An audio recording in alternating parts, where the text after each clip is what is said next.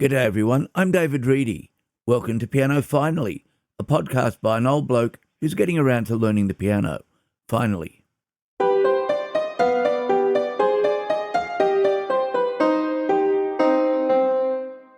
Welcome to show number 99.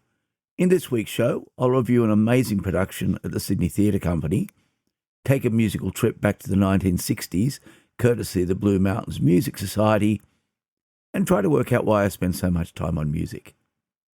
If you're new to the show, I hope you'll find all that interesting. And if you're a regular, I hope you're enjoying what's here too. If there's something you'd like me to have a look at or talk about, drop me an email at david@pianofinally.show. I must apologise for the unexpected break in the shows. It has been 4 weeks since episode 98, and I fully expected that we'd be past the 100 mark by now. But things got in the way. On the Saturday 3 weeks ago, I had some friends unexpectedly arrive in the Blue Mountains, so I spent the day showing them around, which wouldn't have been a problem for the show, except that on Sunday I went to see an Iliad at the Sydney Theatre Company, followed by the Vinnie's van with some of the students from school. All that meant that the show didn't get done. Then there was the next weekend, 150 exams to mark and 28 reports to write. So, not surprisingly, nothing except that got done. On the bright side, now that is all out of the way, there are no major jobs for the next month, which also means that there will be some more time for the piano. I used the long weekend break to get lots of little jobs done, and when I sat down on Sunday to do the podcast, I was just too tired to do a good job. I got it mostly written, recorded the practice session you'll hear at the end, and then went to bed early. But this weekend there's nothing to get in the way.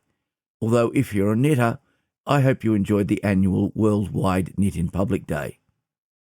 My piano lessons are going well.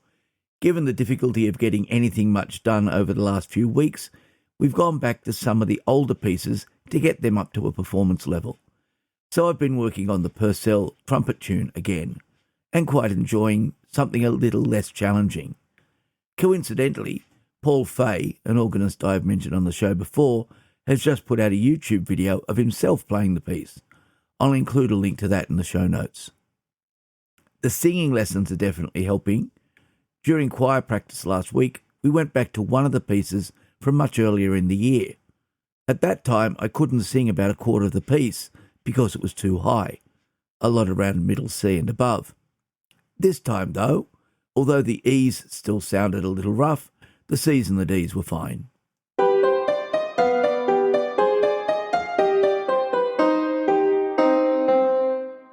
One of the podcasts I've been listening to is the Instant Classics Book Club, where they are working through Homer's Odyssey. And, of course, there is the upcoming release of Christopher Nolan's new movie. So it seems that Homer is getting a bit of attention at the moment. So it's not surprising that the Sydney Theatre Company is staging an Iliad, an adaptation of Homer's other famous work. The cast of Homer's Iliad is huge. The cast of this play is too, an actor and a musician. Helen Svoboda is the musician. After her rather unexpected entrance near the beginning of the play, she plays the cello and flute and sings at various points. But the play belongs to the actor, David Wenham. Wenham plays the storyteller, a person whose job, it appears, is to continuously tell the story of the Trojan War, and, as it turns out, other wars as well. The play opens in Greek. The 2 words that get scrawled on the wall are in Greek, as is the singing, but the text quickly switches to English. The story is compelling, covering the events of Homer's Iliad, but turning into a tale about war in general. The staging is simple, black and empty, except for a heavily loaded cart containing all sorts of props needed for the scenes. The use of the space is impressive, ensuring the focus is always on the 2 people on stage. The theatre at the Wharf is quite small, so no one in the audience is very far away from the actors. And given the nature of the performances, I don't think this would work in a larger space, nor on a conventional stage. You need to feel like you're on the beach with the storyteller. David Wenham's performance is perfect. It was a real treat to watch a man who is clearly a master of his craft from only a couple of metres away. The play itself is new, and in the latter parts, where it becomes clear that the storyteller is talking about all the wars that followed the siege of Troy, it has even been updated to include conflicts that only started while it was in rehearsal. It's a powerful section of the play. If you studied Homer's 2 poems, then you'll appreciate the subtle references to Homer's style throughout. Even rosy-fingered Dawn gets a mention. I'd say get along and see it. There probably won't be a better performance in any form for a long time. But you can't. The season has been sold out since just after it opened, so let's hope they bring it back again. There's a link in the show notes to the STC page where you can see a short promo video. It's well worth a look.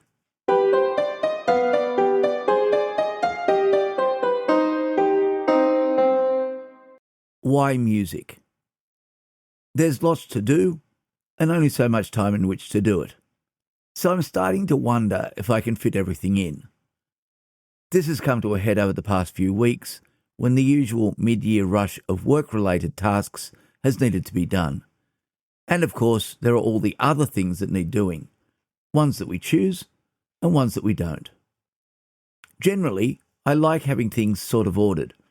That doesn't always work out, and the odd emergency gets in the way sometimes. But if everything is running smoothly, then having things organised is probably better than having something pop up because you forgot it was happening. The number one tool for that is a good calendar app, and just one of them. Multiple calendars is just asking for trouble. If I added all the things that I could be doing to a calendar, I could easily fill all my time, including when I should be sleeping. So picking and choosing has become essential, and that means setting priorities. After you add in all the things that you really don't have much of a say about, family commitments, work commitments, social obligations, there's only a little bit of discretionary time left over, and that's where things get crowded. I think the first thing is to get rid of those activities that really just fill in gaps, because those are often time-wasting. I've pretty much stopped watching television. At the moment, I'm watching the For All Mankind spin-off series on Apple TV, Star City, and that's it. I'm still listening to podcasts, but that's when I'm driving, so that's not eating into the other time. The other things I choose to do are learn the piano, sing, and do this podcast.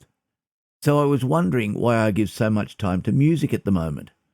After all, professionally, I'm a teacher and a scientist, and neither is a natural path to music, although I do know many scientists who are into music too. Here are some ideas. They're just my thinking, and they might align with your ideas, or they might disagree completely. But here they are. Given the time spent doing work, music is something different, creative. But science and teaching are both creative. I'm not doing much in the way of creative science at the moment, but I get to be creative many times a day when teaching. There is a syllabus, but how I go about teaching my class varies from lesson to lesson. Even when I have 2 classes doing the same course, I need to come up with different approaches, as the students in each class form quite different groups. And although I enjoy it, it is still work. Music is creatively different. To be honest, at the moment, it's not really creative at all. I'm still very much in the mode of learning the mechanics of playing the piano. The music is written out, and my main focus at the moment is learning how to follow the written instructions to make it sound okay. And that's not creative, but it's also not a problem. At this stage, I'm relying on others' creativity. Someone has created the music, and I'm following along. I'm hoping that eventually I will be able to manage the creating myself, but at the moment I get a break from that work. What I do get to work on are some mechanical skills, the result of which is, sometimes, a pleasant-sounding tune and a sense of accomplishment. And it's an immediate accomplishment, and that makes a nice change. It doesn't match the sense of pride I get when I see a student that I've taught and helped achieve their very best. But often you don't see that for months or even years afterwards. The simple sense of victory over a D major scale, played hands together with all the right sharps and the correct fingers, is a nice add-on to the day. There are some other really good reasons to put time aside for making music, but this essay has gone on too long, so I'll wrap up my ideas in part 2 next week.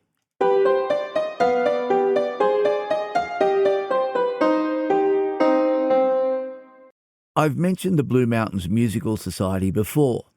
It is based, surprisingly, in the Blue Mountains, and each year it puts on 1 or 2 musicals at the Blue Mountains Theatre in Springwood. This year's mid-year production is Georgie Girl, a musical based on the career of the Seekers. The Seekers were a highly successful musical group in Australia and the United Kingdom, and one of the first Australian music acts to make it big overseas. The guitarists were Bruce Woodley and Keith Podger. Athol Guy was on the double bass, and the voice out front belonged to Judith Durham. The Seekers formed in the early 60s, and anyone who was around in Australia back then could not help but know their music. It was everywhere. A fact that was obvious from much of the audience in the theatre at the performance I attended. Grey and white hair predominated. The production covered the band's entire career, but mostly focused on the last 5 years of the 1960s, when they were household names in Australia. When I was first learning the guitar, some of their songs were part of the lessons. Although some of the highlights were covered, this was a band with no scandals. It was the 60s, and they would be followed by bands such as the Rolling Stones. But the Seekers were very clean-cut and definitely family-friendly. There was a little bit of character development in the script, some mention of Judith Durham's struggles with self-image, but the show is mostly a string of the band's greatest hits. The cast did an amazing job. The previous Blue Mountains Musical Society productions I had seen were largely ensemble pieces, with lots of important roles. But this one clearly needed 4 stars to carry the show. Isabella Schroeder played Judith Durham, Tim Gerber was Athol Guy, Benjamin Rauder was Keith Potcher, and Noam Brown was Bruce Woodley. All were excellent. Their musical instrument playing was mimed, but their voices were genuine and handled the demands admirably. They sounded spot on. There were a few other singing roles, some speaking and some ensemble numbers, and as usual, there wasn't a weak point. The show moved along beautifully. One of Judith Durham's collaborations, long after the Seekers had disbanded, was the song I Am Australian, and that was how the show ended, with the whole cast eventually joining in. It was, as it always is at a Blue Mountains Musical Society production, a great time in the theatre. You can't see this production, it closed last weekend, but they do have Joseph and the Amazing Technicolor Dreamcoat coming up in July. There are links in the show notes.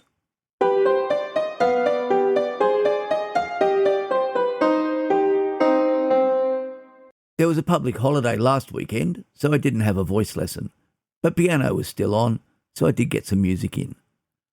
Last Wednesday was the Creative and Performing Arts Showcase at school. I'll review it in next week's show. We had to move the debate for that night because it turned out that all the best speakers are musicians as well. I also went to see Two Set Violin on Tuesday night at the Opera House. It was a fun evening and even ran into some of my students there.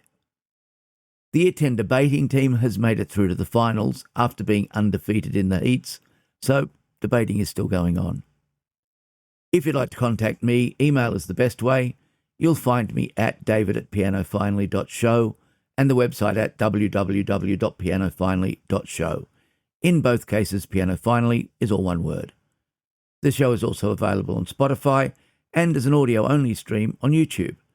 You can subscribe via any popular iOS or Android podcast application or from directories such as Apple Podcasts, Spotify, or YouTube. I also post an excerpt and link of each episode as an Instagram reel. If you're learning an instrument or learning to sing, let me know where you are in your journey. What's going well? What are the challenges? How are you going at the edge of the vocal range? And what pieces are you enjoying the most?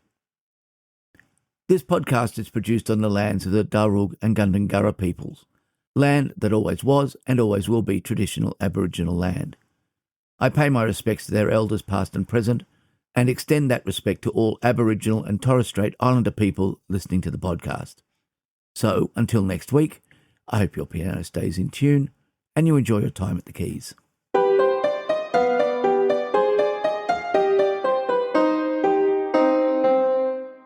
The piece I have made the most progress on this week is A Trumpet Tune by Jeremiah Clark.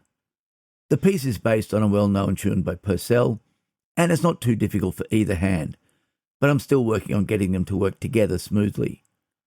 I'll just include the right-hand music, as that's what I've been mostly concentrating on, getting the finger changes correct. I'm playing the piece partly from memory and partly by ear. I know the tune well enough that I can match the intervals, provided I get the first note correct. I'm hoping that if that cements my right hand, adding in the left-hand notes will be easier. You'll hear how I'm going.